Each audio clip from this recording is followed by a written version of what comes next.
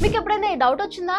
Doctor మన ఒంట్లోంచి just 5 ml blood మాత్రమే తీసుకుంటారు, కానీ ఆ బ్లడ్ రిపోర్ట్స్ తో బాడీలో ఉన్న 5 లీటర్స్ బ్లడ్ గురించి ఎలా చెప్తారు అని. ఈ డౌట్ చిన్నప్పుడు ఎంత మందికి వచ్చిందో కామెంట్ చేసి చెప్పండి.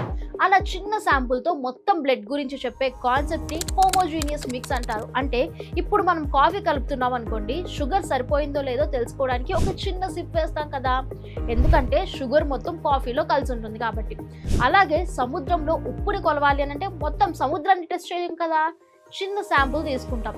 సేమ్ మన బాడీలో కూడా అంతే. మన బాడీలో బ్లడ్ స్టాటిక్ గా ఉండదు, హార్ట్ కంటిన్యూస్ గా పంప్ చేస్తూ ఉంటుంది. మన బాడీలో ఉన్న బ్లడ్ ని మినిట్ కి ఆల్మోస్ట్ ఒకసారి మొత్తం సర్క్యులేట్ చేస్తుంది. అంటే ఎక్కడ తీసుకున్న బ్లడ్ శాంపుల్లో RBC, WBC, haemoglobin, sugar, cholesterol levels almost same range లో ఉంటాయి. పైగా మనం బ్లడ్ టెస్ట్ లో చూస్తే పర్ 100 ml అలా ఉంటుంది. సో ఇక్కడ యావరేజ్ గా 100 ml కి ఇంత అని చూపిస్తుంది అనమాట.